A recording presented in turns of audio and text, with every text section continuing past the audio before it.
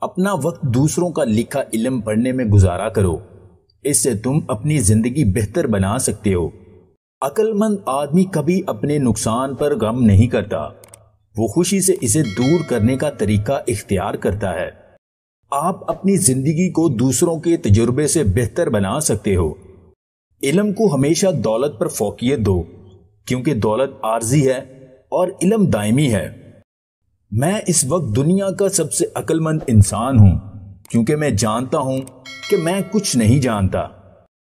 خوشی کا راز یہ نہیں جو ہم دیکھتے ہیں، خوشی زیادہ حاصل کرنے میں نہیں بلکہ کم لطف اندوز ہونے میں ہے۔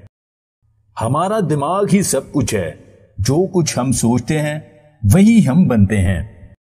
والدین کے لیے آپ جتنی دعائیں کرتے ہیں اتنی دعائیں ہی کل آپ کی اولاد آپ کے لیے کرے گی۔ دل میں والدین کے لیے کینہ بغض رکھیں گے تو یاد رکھیے کل آنے والا ہے جس میں آپ کے ساتھ ٹھیک وہی سلوک ہوگا جو آپ اپنے والدین کے ساتھ کریں گے۔